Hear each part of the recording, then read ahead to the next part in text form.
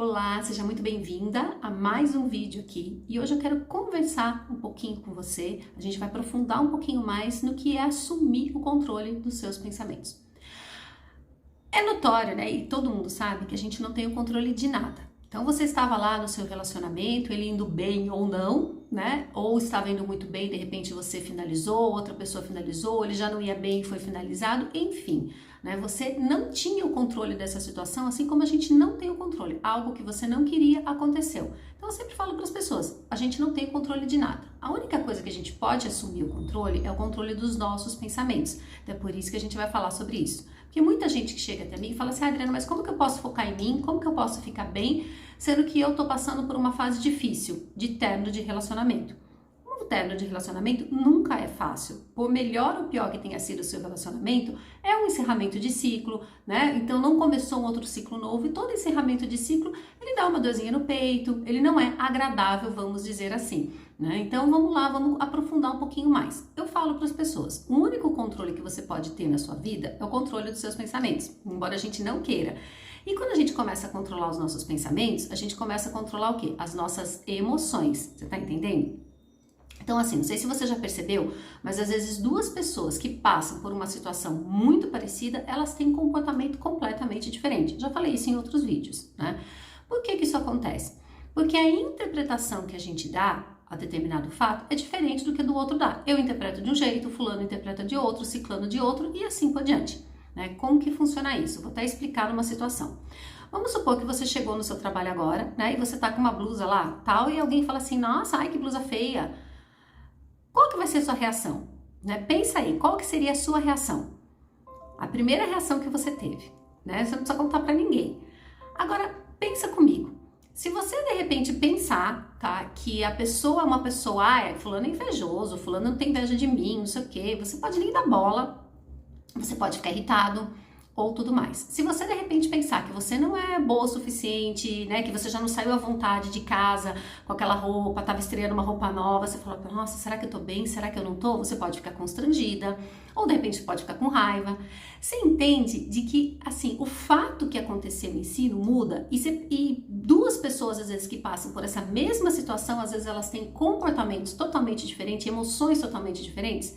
Por quê? Porque o pensamento anterior que ela teve, né, aquela reação que ela vai ter, o pensamento anterior que ela teve ao fato, é isso que vai determinar a emoção dela ou não.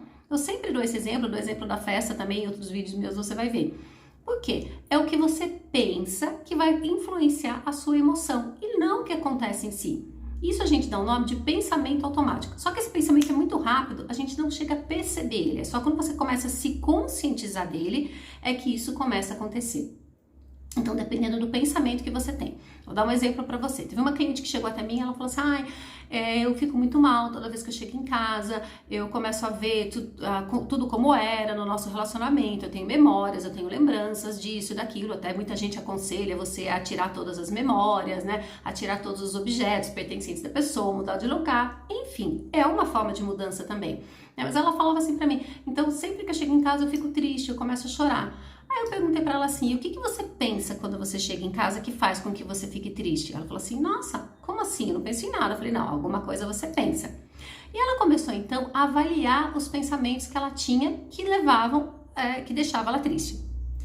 No caso dessa minha cliente, ela pensava muito assim, quando eu chego em casa eu fico sozinha, eu vou estar sozinha pra sempre, eu não vou ter ninguém, porque é muito triste ficar sozinha.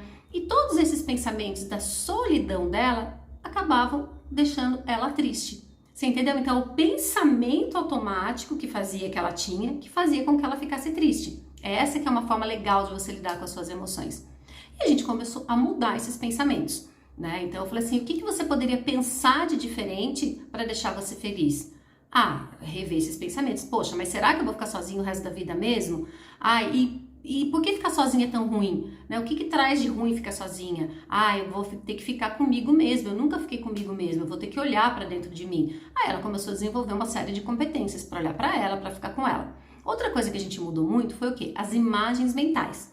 Esse pensamento automático que eu falei para você, que ele vem antes da sua emoção, ele é formado por uma série de imagens. Adriana, eu nunca vi essas imagens, mas essas imagens existem, é só você, de repente, fechar os seus olhos e começar a se conscientizar. Tudo isso que eu tô falando para você, talvez você nunca tenha parado para pensar, mas são coisas reais e que estão aí. As imagens mentais que você forma em cada pensamento automático. Esses pensamentos automáticos estão bem ligados com as nossas crenças, enfim, tá?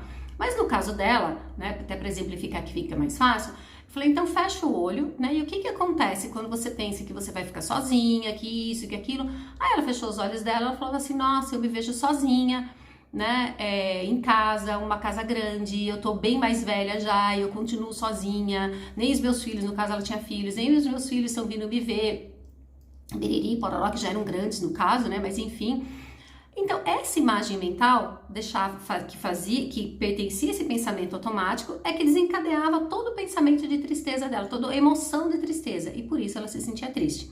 Então a gente começou a mudar isso, tá? Mudando só esse pensamento automático. Então fecha o seu olho, né? E onde você tá? Ah, eu tô na minha casa, eu tô triste, eu tô na sala, eu tô bem mais velha, enfim. Falei, então vamos mudar essa imagem mental. Coloca os seus filhos aí, como que tá seu filho, coloca mais gente nessa casa, deixa essa imagem um pouco mais brilhante, ou então afasta essa imagem. A gente começou a brincar, que é uma técnica de programação neurolinguística, com essas imagens mentais dela.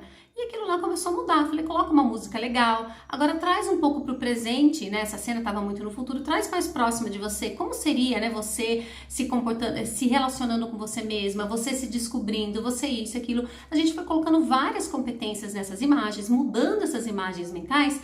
E aí ela falou assim, poxa, agora eu me sinto melhor. Aí quando ela se sentia melhor, eu falei, então agora verifica quando você chegar na sua casa. Aí quando ela chegava na casa dela, né, quando ela começou a chegar na casa dela a partir daquele dia, ela falou assim, poxa vida, eu não sinto mais essa tristeza que eu sentia, essa tristeza melhorou. É claro que a gente acabou mexendo ou trabalhando mais a fundo, né, esse sentimento de tristeza com outras técnicas, mas esse pensamento principal dela, esse pensamento automático mudando, começou a mudar, tá, a forma como ela se sentia. Então, o que eu falo sempre para as pessoas? Pega a sua emoção, já falei isso no vídeo passado, quando a gente falou um pouquinho sobre medo. Pega a sua emoção principal que você sente, né? Aquela que está te impedindo, de repente, de entrar em ação, de dar o primeiro passo e de começar a focar em você. Olha para ela e começa a pensar assim, o que eu penso que faz com que eu tenha essa emoção? E não o porquê eu estou me sentindo dessa forma, por que eu tenho essa emoção. Se você perguntar por quê, você vai falar uma série de justificativas. Ah, me sinto assim porque eu terminei o relacionamento, porque enfim, vai começar a dar um monte de blá blá blá e de desculpas para você mesmo. Então começa a olhar no seguinte sentido, o que eu penso? E começa a verificar quais são os seus pensamentos automáticos em relação àquele sentimento.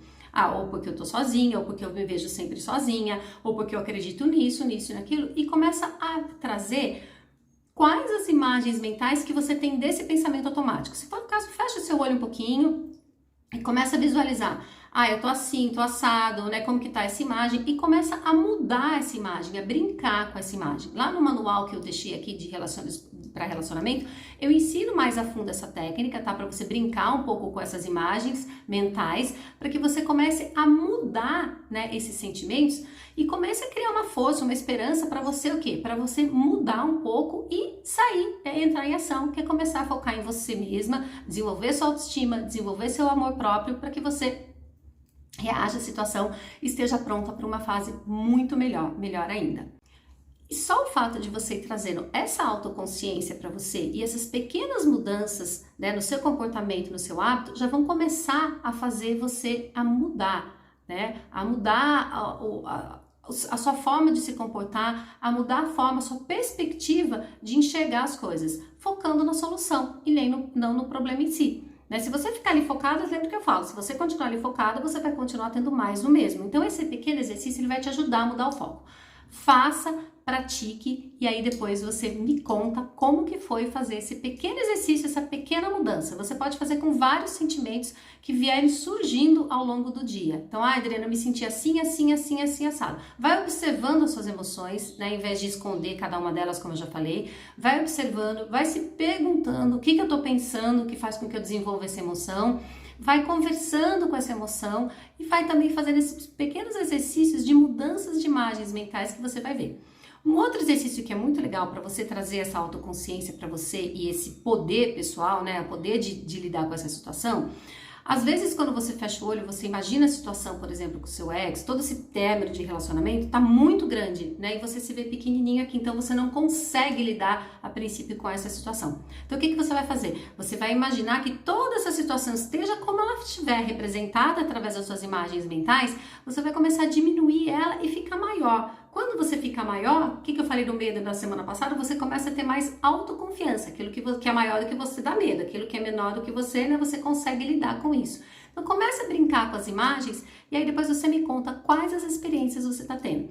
E se você quiser se aprofundar um pouquinho mais, lá no manual tem mais exercícios para você fazer. Eu ensino mais detalhadamente como você começar a mudar isso daí, tá mais explicadinho tudo.